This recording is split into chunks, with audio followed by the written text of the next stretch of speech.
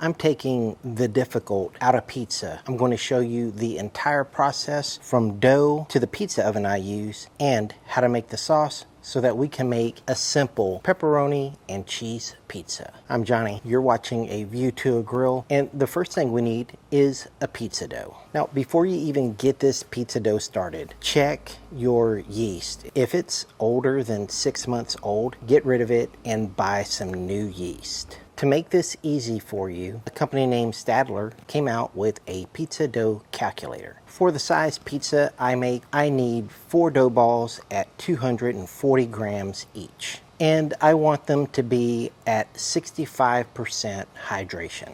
And we're using instant dry yeast. Now click calculate, and what you get is your recipe for pizza dough. We're going to be making a poolish starter for our pizza dough. Flour I'm using is Pillsbury's Best bread flour. Now a lot of people like to use King Arthur's bread flour, but I think I get a good result and save a little bit of money by using the Pillsbury's Best. I'm going to get my poolish started by using 371 grams of water. So since a poolish starter is a 1-to-1 flour water ratio, I'm also going to be needing 371 grams of flour. In a bowl on a scale, I'll pour in 371 grams of flour. And right in the middle of that flour, I'm going to create a little well. And our recipe says we need 0.4 grams of yeast. So I'll go ahead and add that directly into that well. Using a scale makes this easy. All we have to do is re-tare and set the bowl of flour and yeast back to 0.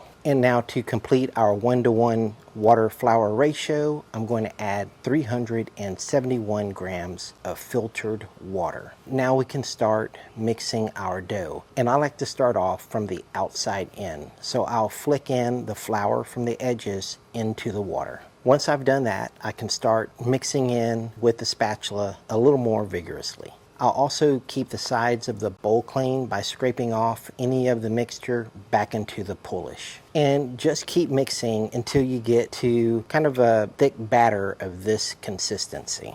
And then here's another view of that consistency just so you can be sure to compare it to your batter. You don't want any waste, so scrape off your spatula and get whatever has stuck to your spatula into the poolish. I did all of this over the course of 6 minutes and 45 seconds, and that included me stopping to film. So this whole process would only take you less than 5 minutes. Since I keep my house at 73 degrees, I would call that a little cooler than most. I'll let this sit on the counter for an hour and a half. And then an hour and a half later, here's what we got. You can see some small bubbles forming on the top of the dough. And then if we look through the glass, you can see bubbles through the glass, which means our yeast is active.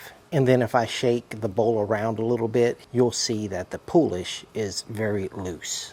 Put it in the refrigerator for a 20 to 24 hour cold ferment. Now, 24 hours later, let's take a look at our poolish. If we look under the bowl, you see all those bubbles. So we had some good yeast and there's a lot of fermentation activity going on in the bowl. Look inside the bowl. This is all the magic to what we're doing. Look at all of those bubbles. Beautiful poolish starter. If you remember, we used 371 grams of flour yesterday. So now we need to add the rest of that flour, meaning that we have 200 grams left over. So in a bowl, we can now measure out those remaining 200 grams of flour. Now, don't forget about the salt. It's very important. If you don't add it, your dough is going to taste like cardboard. So let's measure out 17.1 grams of sea salt. Here's a little tip for getting your poolish out of the bowl easily. What I like to do is take some of that flour that we measured out and sprinkle it along the edge of the inside of the bowl. And here's what that actually looks like. Now take your spatula and push that flour in between the bowl and the poolish all the way around the bowl. Look how easily that poolish releases from the bowl right into your mixer bowl. And some of this is going to stick, so just get your spatula, scrape out whatever's remaining, and put that into your mixer. Now you can get your dough hook on, lock your mixer, and set the mixer to its lowest setting, which is 1, and that is stir. Now start incorporating the flour that we weighed out earlier. And this is going to take you some time, because if you dump it all in at once, you're going to have flour all over your kitchen. This took me 3 minutes and 36 seconds to incorporate 200 grams of flour. Now that all your flour is in, you can add your sea salt, and you can go ahead and just dump that in. Now here's what your dough is looking like so far. It's just a stiff mess. I let that continue working on the low setting for another minute. Now I can increase the speed to 4, and we're going to let it work at 4 until the sides of your mixing bowl is clean. Some days it might be a little faster, some days it might take a little longer. Now here's what we got. You can see that the sides of the mixing bowl, it's all clean, and the dough is not sticking anymore. Now you can shut down your mixer, and look at that nice, pretty, smooth dough. Now use a scraper and remove the dough from the hook and let it fall into the mixer. Now here's something I do that I don't see anybody else doing, so take it for what it's worth. I'll go ahead and clean my area and then put down this silicone mat. Now if you have a granite countertop, the silicone mat will stick to it, and then you can dump your dough right onto that silicone mat. To keep the dough from sticking to your hands, you want to have wet, saturated hands. So dip your hands into some water and cover your hands with that water. Now lift your dough from the center and then just kind of slap it on your mat. Turn it a quarter turn, lift from the center and slap it on the mat. And we're going to try to keep the top of the dough on the top the entire time. And as you do this, you'll see the dough get smoother and smoother. Once you see that your dough has smoothened out a lot, you can then start doing this tuck and roll. So just get your pinkies on the countertop and kind of push under the dough and pull towards you. Now you can see here I'm approaching it at a couple of different angles, but the result is the same. And then finally you'll have something that looks like this, a nice smooth dough ball. And then the finishing touch, wet your fingers just a little bit and smack that dough because it's fun. Same bowl that you had your poolish in, just turn it upside down and cover your dough ball for about 30 minutes. 30 minutes later, you can see that it relaxed and flattened out a little bit. And then we'll lift the bowl, and here's what you got. A nice, smooth dough ball with some bubbles on it. Now let's prepare our containers by spraying a little bit of olive oil in them. Remember, we're doing 4 dough balls. So I'm going to eyeball it to what I think a quarter of this dough ball is, weigh it out to 240 grams. Now this one was a little bit heavy, so I cut a little bit off. As long as they're within that 8-gram range, don't worry about it. You're still going to need that little bowl of water, so get your fingers wet. And we're going to lift this up from the center and set it down, and do that a couple of times. I like to create tension on the top of the dough ball, so I'll do this little finger tuck thing to where I stretch out the top of the dough ball and tuck it in underneath. And I keep doing that until I see the top is nice and smooth. Now on the underside, once it's smooth, I'll turn it over and pinch it shut. And then here's what that looks like. Check that out. This looks like a balloon filled with water. Now just get that into one of your oiled bowls. Here's what they look like in their little containers, and you can see some bubbles on the surface. And here we go. 4 dough balls that we're going to let sit on the counter for an hour. And then here's another thing I like about this silicone mat. Cleans up easily. After an hour, if we take a look under our container, we can see some bubbles forming. Now we can go ahead and put these into the refrigerator for another 16 to 24 hours for a cold ferment. Now let me show you my pizza oven and accessories. I'm using the Solo Stove Pi gas pizza oven. This solo stove sits up on 4 feet and is countertop safe, and it's easy to use. It only has one control knob. It also has this large panoramic view so that you can look at your pizza. Inside you'll find a nice thick pizza stone and demi-dome.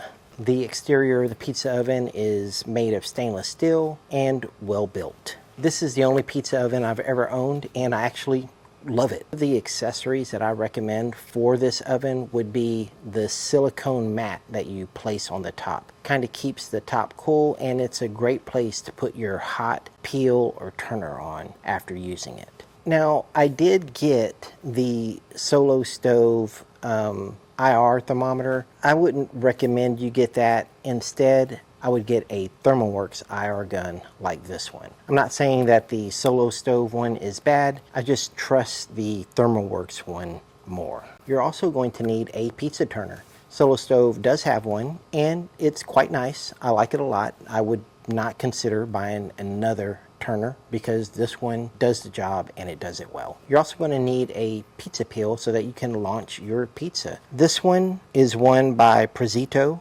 and I like it a lot. I did get the Solo Stove wooden pizza peel. It works, but it's kind of clumsy to work with and it's very thick. So personally, I like a thinner metal pizza peel like this one. I also have the Solo Stove pie board and containers for your ingredients. This accessory is nice if you don't have a lot of counter space, because if you turn it and hang the edge off of your counter, these little ingredient containers, they just kind of fall in through the little holes. It makes all your ingredients accessible. If you follow me on Instagram, you would know that I have been posting pizza reels for quite some time now. Head to Instagram and give me a quick follow. It's the next day, and 3 to 4 hours before your bake, you're going to want to take out your pizza dough. And just look at the way this looks so far. All that activity in there. You got tiny bubbles, you got big bubbles, and you can tell that it is risen just a little bit overnight. Now all you have to do is set it on your counter and wait 3 to 4 hours. While we're waiting for our pizza dough to finish rising, let's talk about our toppings. The first thing we're going to need is a pizza sauce. And for that, you're going to want some fresh basil. You're also going to need some Marzano tomatoes. Now, I don't have a lot of options at my grocery store. I think I have 2, and this is the better of the 2. Now I'll get that whole can into my food processor. I'll then tear about 4 or 5 large basil leaves into that. Next, I'll add a tablespoon of kosher salt. Now I'll just start my food processor, and it only took about 11 seconds. Now just give it a taste. Make sure you don't need to add more salt. Mine's good. So I'll get half of that into a container that I'm going to use today, and then I'll put the other half into a container that I can freeze and use at some other time. And that's really all there is to this simple and delicious pizza sauce. As far as the rest of our toppings go, I have some more basil leaves. Of course, we have our pizza dough. I have some low moisture mozzarella cheese. And we're also going to need a little bit of olive oil. And I specifically like this olive oil container. Then I have some pepperoni and of course that pizza sauce that we just made. And to help us bake our pizza, I have this plate with some flour on it. This plate is very specific to what I want to accomplish. It's a 10-inch plate, and if you look at it from this angle,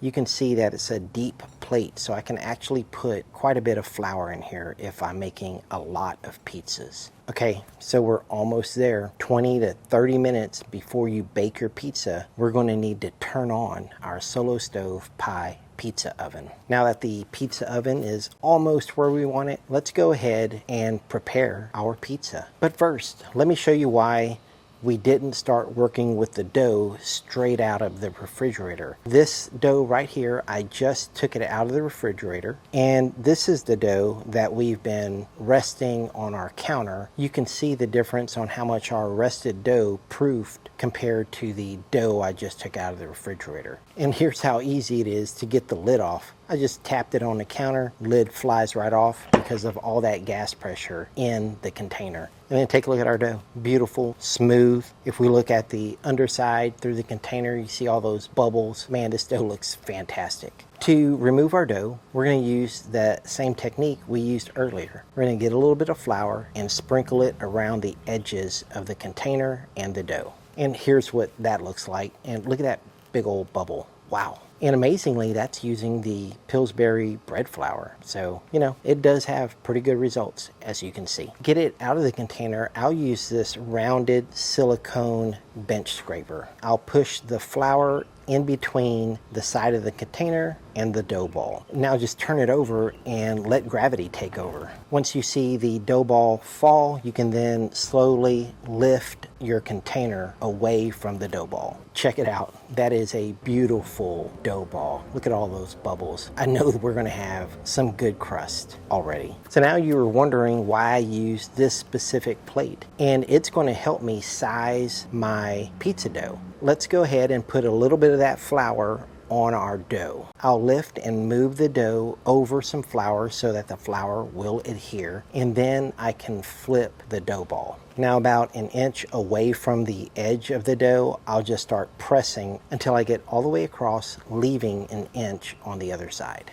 Now I'll lift up the dough, place it on my knuckles, give it a quarter turn, and set it back down. And then I'll do that same process. About an inch in, I'll start pressing with my fingers until I get all the way to the other side, leaving an inch on the edge. And then I'll just keep doing that, but now I'll turn the plate instead of the dough ball. And then here we go. This is why I use that plate. I know I have a 9-inch pizza, and I know it's going to be round. Now all you have to do is lift the dough out, place it on your knuckles, and I'm turning it a little bit, but I'm letting gravity do the stretching right now. Once I get it out to about 10 inches, I can then flop it on to my board. Everything's ready, so let's assemble our pizza. For this size pizza, I only need about 2 or 3 tablespoons of sauce. I'll spread it out, leaving it about an inch from the edge. Next, I will tear up some basil and put that directly on the pizza sauce. And that's going to keep my basil from burning. Now I'll put on my pepperoni, and the pepperoni is also going to add some added protection to the basil.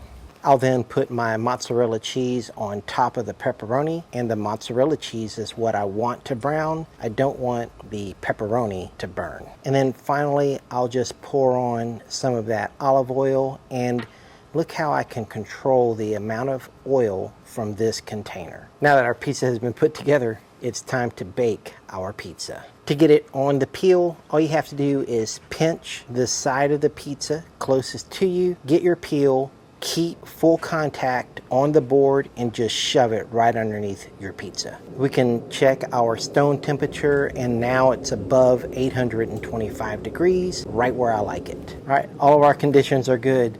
Let's launch our pizza. Just set the peel down at an angle on the pizza stone and pull it right out. I will let it bake in this position for 25 to 30 seconds before I move it, because I want the bottom of the pizza to get that like a hard texture. Once about 25-30 seconds at the max is over, I'll then start turning the pizza, and I'll turn the pizza frequently. This entire bake took 1 minute and 57 seconds in real time. So let's get our pizza out and set it on a rack. The reason why you set it on a rack is so that the bottom of the pizza doesn't start steaming and make your pizza crust soggy. I'll let it cool off for a minute, and it's ready to go. So it is now time to check out the results of our pizza. Here it is. I'm like the proud father of this pizza, and if we take a overhead view of it, man, that thing looks so good. All right, so I think it's cooled off enough. Let me get it off of the rack onto the cutting board. Now I noticed that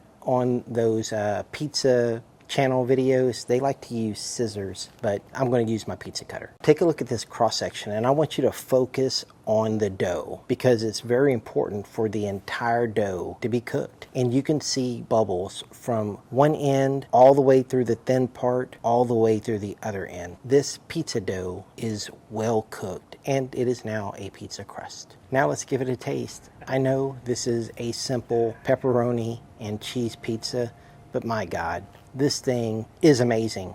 If you tasted this pizza and if you make this pizza in your backyard, you would have no reason to go to Domino's or Pizza Inn or wherever. You would just make your own pizza at home because it is that good. You wouldn't even like that other crap anymore. This is where it's at. Now, if you haven't already subscribed to my channel, subscribe to the channel. I'm adding pizza content now, and it's good pizza content too. So go ahead, hit that subscribe button. Thank you for watching a view to a grill, a view to a pizza oven. I'll see you guys next time. Take care, y'all.